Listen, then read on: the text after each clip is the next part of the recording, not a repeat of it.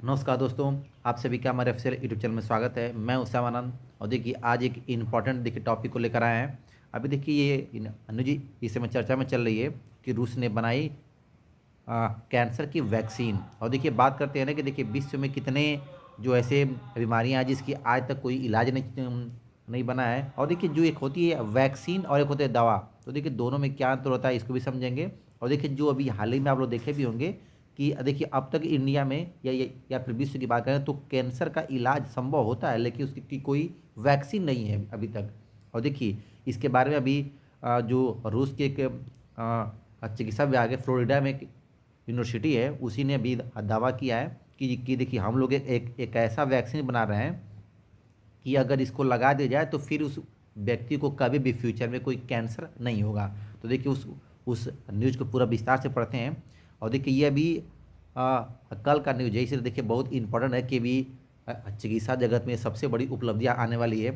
और देखिए क्या बोला है कि रूस की कैंसर वैक्सीन कितनी बड़ी उपलब्धि होगी, और देखिए रूस का क्या कहना है और क्या दावा है, और देखिए ये जो वैक्सीन है किस तरह से काम करेगी। और देखिए बात करते हैं कि देखिए दुनिया भर में जो देखिए इस समय कैंसर के मामलों को दिन पर दिन वृद्धि हो रहा है। और देखिए ये इसको भी जानेंगे ना कि जो इंडिया में कितने परसेंट कैंसर हर दिन बढ़ता है। और देखिए पूरे अगर विश्व की बात करेंगे तो एक एक आंकड़े से समझेंगे कि पूरे विश्व में कितने परसेंट लोगों को इस समय कैंसर की बीमारी है।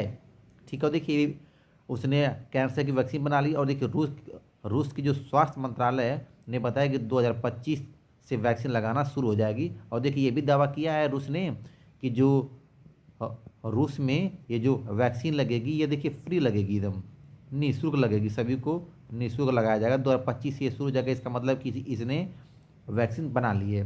और देखिए एक चीज़ आप लोग देखिए समझ लेते हैं कि एक होता है वैक्सीन, ठीक है, और एक होता है मेडिसिन। तो देखिए दोनों में क्या अंतर होता है। तो देखिए इसका देखिए ये एक दवा होती है। दवा का मतलब क्या होता है कि अगर आपको देखिए मान लीजिए यदि आपको बुखार है और देखिए बुखार का यदि आप दवा लेते हैं तो ये आपका बुखार दवा से ठीक हो जाता है। फिर आपको आगे भी बुखार आपको हो सकता है, फिर देखिए बाद में भी आपको फिर बुखार हो सकता है, कई तरह की बीमारियां हो सकती हैं। ये होता है दवा।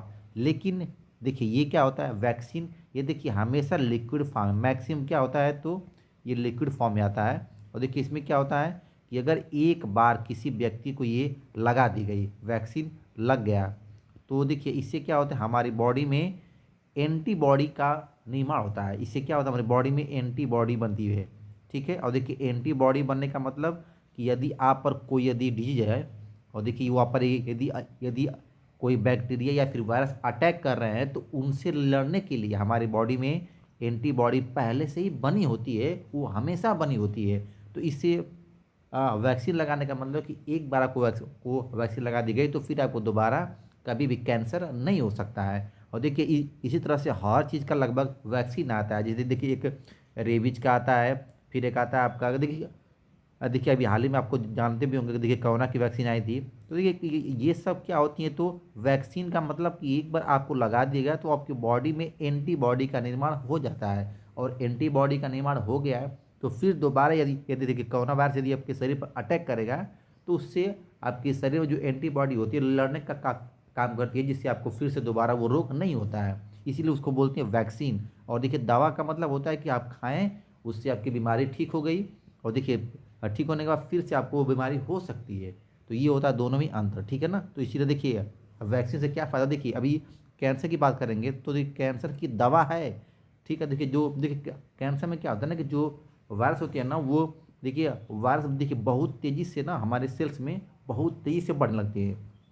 और देखिए इनके ये बढ़ने से क्या होता है ना कि इनका जो जिसे रेशियो में बढ़ते हैं 2 4 6 ऐसे सेल्स में बढ़ने लगते हैं। तो देखिए अगर हम दवा करते हैं तो ये सेल्स को क्या करता है तो उनकी ग्रोथ को रोक देता है। तो जिससे हम देखिए कैंसर से तो लड़ पाते हैं लेकिन उसका परमानेंट सोल्यूशन नहीं होता है। लेकिन देखिए वैक्सीन से क्या होगा कि हमारे बॉडी में पहले एंटीबॉडी बन जाएगी, जिससे हमको कैंसर कभी होगा ही नहीं। ठीक है, और देखिए ये भी आप लोग देखे भी होंगे कि देखिए रूस ने साफ किया है दावा कि वैक्सीन की शॉट सिर्फ कैंसर मरीजों के लिए होगा, न कि ट्यूमर बनने के लिए, बनने से रोकने के लिए। देखिए ट्यूमर भी क्या होता है एक कैंसर का देखिए घातक रूप होता है। तो देखिए यही जो न देखिए जिन पेशेंट को कैंसर हुआ है ना, कैंसर के मरीज है या फिर उनमें कैंसर के वायरस डेवलप हो रहे हैं, उनके लिए ये होगा वैक्सीन, ना कि ट्यूमर को बनाने से रोकने के लिए। और देखिए क्या आप लोग जानते भी होंगे कि देखिए कैंसर ना कई प्रकार के होते हैं अलग अलग।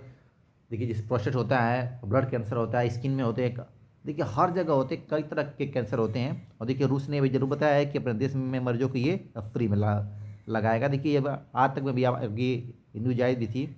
और देखिए क्या बोला है कि रूस की तरह दुनिया के कई देशों में देखिए पर्सनाइल कैंसर वैक्सीन पर काम चला, लेकिन अभी देखिए अभी तक ले किसी का कोई वैक्सीन का भी रिजल्ट नहीं आया। लेकिन रूस ने ये दावा कर दिया है। और देखिए करते क्या है, तो देखिए मरीजों के ट्यूमर में मौजूद आरएनए का इस्तेमाल किया जाता है, ठीक है ना। देखिए राइबोन्यूक्लिक एसिड होता है ये। और देखिए क्या बोलते हैं कि जैसे वो जो अगर कैंसर की देखिए अगर जो वैक्सीन का निर्माण करते हैं ना, तो देखिए वो देखिए कैसे करते हैं। तो क्या करते हैं कि राइबोन्यूक्लिक एसिड जो आरएनए होता है ना, उसी को निकाल कर करते हैं, क्योंकि देखिए डीएनए को हम निकाल नहीं सकते ना, क्योंकि ये देखिए इससे क्या होता है ना कि कई तरह की हमारी बीमारियों की पहचान भी होती है, और इसको जेनेटिक में भी इसका अधिकांश प्रयोग, देखिए जेनेटिक बीमारियों में इसका अधिकांश प्रयोग करते हैं। और देखिए जो अधिकांश कैंसर होते हैं ना, वो अधिकांश आरएनए के माध्यम से फैलता है, इसीलिए इसी के इस्तेमाल से हम लोग उसकी वैक्सीन पर काम चल रहा है। और देखिए लोग रिसर्च कर भी रहे हैं, लेकिन अभी तक किसी को भी कोई वैक्सीन का भी सटीक कोई डोज अभी प्राप्त नहीं हुआ है, जबकि रूस ने देखिए ये दावा कर दिया है। और देखिए बात करते हैं उसके ना कि देखिए फ्लोरिडा यूनिवर्सिटी, तो देखिए ये रूस में आपके पढ़ती है। देखिए ये इसका देखिए इसका देखिए एक खास बात और भी जानेंगे ना, कि देखिए इसने भी एक जैसे कोरोना के वैक्सीन का भी देखिए इसने दावा किया था कि हमारे पास कोरोना की एक अलग से वैक्सीन बनी है, लेकिन उसका कोई भी आज तक ऑथेंटिक न्यूज अभी नहीं मिली है। तो देखिए इस पर भी अभी ये संशय है ना कि क्या जो ये वैक्सीन है क्या सही में रूस ने बना लिया है कि नहीं बना लिया, क्योंकि ऐसा नहीं है ना कि नहीं जो कोरोना की वैक्सीन आई थी उसी की तरह ये भी है कि कोई उतना इफेक्टिव ना हो। और देखिए आप लोग जानते भी होंगे कि जो कोरोना की वैक्सीन आई थी वो इंडिया में सबसे पहले बनी थी, और सबसे इफेक्टिव भी इंडिया की वैक्सीन थी। देखिए रूस को इंडिया, देखिए जो इंडिया की वैक्सीन थी कोरोना की, उसने रसिया को फ्री में दिया था, ठीक है ना। और देखिए यहाँ पे भी जो फ्लोरिडा यूनिवर्सिटी है, इसने भी कोरोना की वैक्सीन बनाई थी, लेकिन वो इफेक्टिव नहीं था, ठीक है। अब देखिए बात करते हैं कि देखिए ये यूनिवर्सिटी ने दावा किया है कि वैक्सीन लगने के 2 दिन बाद ही मरीजों को मजबूत इम्यूनिटी पैदा हो गई थी। और देखिए इन्होंने रिसर्च भी किया था 4 कैंसर के मरीजों पर। और देखिए इसमें क्या होता है इम्यूनिटी बूस्ट का मतलब कि देखिए जो आपके, देखिए जो कैंसर से जो आपके वायरस जो आपके सेल में देखिए बढ़ते हैं, उन्हीं को रोक देता है, ठीक है। और उन्हीं का जो विकास को रोक देता है, और अगर पूर्णतः रूप से डिस्ट्रॉय कर दिया तो समझिए कि आप कैंसर से मुक्त हो गए हैं। अब देखिए बात करते हैं कि देखिए भारत में कैंसर, तो देखिए ये आंकड़ा भी देखिए बहुत इंपॉर्टेंट है। हर साल भारत में कैंसर के मरीजों का में वृद्धि हो रही है। देखिए 5 साल में देश में कैंसर के अनुमानित रूप से 71.35 लाख मामले सामने आए हैं। और देखिए इस दौरान देखिए देश भर में 39.47 लाख की मौत हो गई है। देखिए अगर डेथ रेट की बात करेंगे तो देखिए लगभग 56 से 60% क्या है, तो कैंसर में डेथ रेट है इस समय की बात कर रहे हैं। और देखिए 2019 में तो 13.5 लाख, 2020 में 13.92 लाख, और देखिए बात करते हैं 2023 में तो 14.96 लाख पेशेंट अभी हैं कैंसर के। और देखिए कितने मरे हैं तो 8.28 लाख। और देखिए ये भी आजकल की सबसे बड़ी समस्या होती है कि कैंसर के पेशेंट दिन पर दिन बढ़ते जा रहे हैं, ठीक है। देखिए कैंसर, देखिए कौन सा कैंसर सबसे खतरनाक होता है, तो देखिए पुरुषों में अधिकांश जो मुंह और गले का कैंसर होता है सबसे ज़्यादा देखिए सामने आती है। और देखिए ये सबसे अधिक खतरनाक भी होते हैं, क्योंकि इससे ये बचने की संभावनाएं कम हो जाती हैं, ठीक है। और देखिए औरतों में तो बात करें तो क्या बताएंगे, ब्रेस्ट कैंसर जो क्या होता है सबसे अधिक खतरनाक होता है, जिससे अधिकांश औरतों की मृत्यु होने लगती है, ठीक है। और देखिए जो एक आंकड़ा दिया है कि देखिए पेट में, और देखिए अन्य की जो कैंसर होती है, देखिए गले का जो मुंह का कैंसर होता है पुरुषों के लिए 1,07,812 ये इस समय केस है। और देखिए इसमें अधिकांश मृत्यु, देखिए डेथ रेट अधिकांश इसी में होता है। और औरतों की बात करेंगे तो ब्रेस्ट कैंसर में सबसे अधिक डेथ रेट होता है। वैसे तो देखिए कैंसर आपके कई प्रकार के होते हैं और हर जगह भी होने की संभावना होती है बॉडी में, तो देखिए प्रयास करते हैं कि इन सबसे पहले से ही बचे रहें। और देखिए ब्रेस्ट कैंसर यदि बात करेंगे औरतों में तो 1,92,020 ये संख्या है, ठीक है। आप देखिए कुछ देखिए आपको देखिए कुछ आपको जानकारी भी देते हैं कि देखिए अगर रूस का दावा सही होता है तो कैंसर की वैक्सीन आती है तो मेडिकल साइंस में क्या होगा, तो सबसे बड़ा कदम होता है, ठीक है। और देखिए रशिया की देखिए बात करेंगे तो देखिए रूस एक आपका विश्व का एक ऐसा देश है ना जहाँ पर देखिए कुछ अलग उसका नियम ही चलता है। और देखिए नियम की बात करेंगे तो देखिए रूस हर मामलों में हमेशा क्या होता है, तो अपना एक अलग से दावा करता है। देखिए रूस की बात करेंगे तो देखिए ये विश्व का जानते हैं सबसे बड़ा देश है, ठीक है। देखिए ये देश सबसे बड़ा है। और देखिए यदि बात है तो देखिए ये दो महाद्वीपों में आता है, एक आता है आपका यूरोप में और एक आता है आपका एशिया में, ठीक है।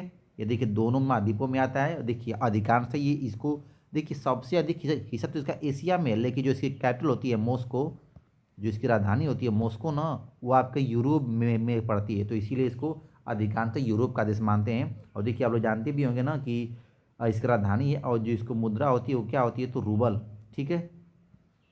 मुद्रा क्या होती है इसकी रूबल होती है। और देखिए ये विश्व का एक ऐसा देश है ना, देखिए अधिकांश लोगों से पूछता है कि सर ये देखिए जो रूबल का चिन्ह होता है वो कैसा होता है। देखिए आजकल ना एग्जामों में ये सब पूछ जाता है कि डॉलर का यूरो का चिन्ह, तो देखिए रूबल का देखिए पी की तरह होता है। देखिए पी होता है ऐसे ऐसे कटा होता है, ठीक है। इसे देखिए पी की तरह एकदम पी बना होगा ऐसे कटा रहेगा, तो ये होता है रूबल का सिंबल होता है। और देखिए यहाँ का पूछता है ना कि शासन प्रणाली कैसे होती है, तो देखिए एक बात आप लोग और भी याद रखेंगे कि देखिए रूस कई भागों में ना बंट भी गया था। पहले ये बहुत बड़ा देश था, ठीक है। इसको देखिए पहले हम लोग बोलते थे सोवियत संघ, ठीक है, सोवियत संघ बोलते थे, सोवियत संघ रूस।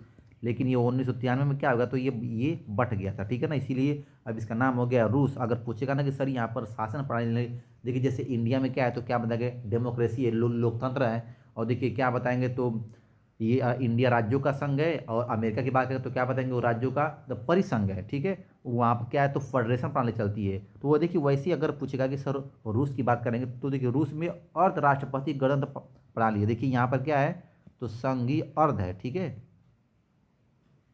यहाँ पर देखिए दो चलती है, संघीय अर्ध राष्ट्रपति प्रणाली, राष्ट्रपति गणतंत्र प्रणाली, ठीक है।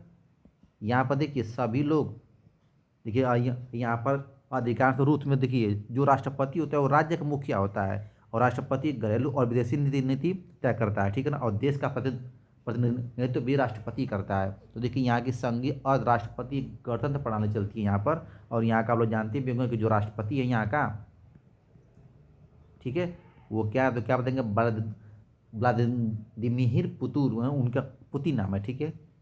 नाम भी देखिए थोड़ा सा खतरनाक आता है, व्लादिमीर पुतिन यहाँ के क्या है, तो राष्ट्रपति हैं। और देखिए यहाँ का एक पीएम भी होते हैं जिसका हम मिसाइल मिशनिस्ट होता है, लेकिन इनका योगदान देश में बहुत कम होता है। और देखिए आप लोग जानते भी होंगे कि राष्ट्रपति में ये कम सॉरी रूस में एक ऐसी प्रणाली होती है ना जहाँ पर अगर एक बार कोई राष्ट्रपति चुना गया तो वो अपने जीवन पर्यंत राष्ट्रपति रह सकता है, ठीक है।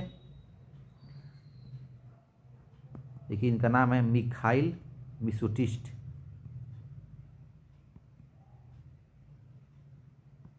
मिशुनिस्टिन है, ये इनका नाम यहाँ के पीएम है, ठीक है ना। लेकिन देखिए अक्सर लोग राष्ट्रपति को याद रखते हैं, क्योंकि क्या होता है, तो राष्ट्रपति पूरे जो वहाँ का संघीय व्यवस्था होता है, विदेशी नीति तय होता है, जिसे देश का प्रतिनिधित्व करने वाला राष्ट्रपति होता है, ठीक है ना। हाँ थैंक्स सभी लोग को, थैंक्स।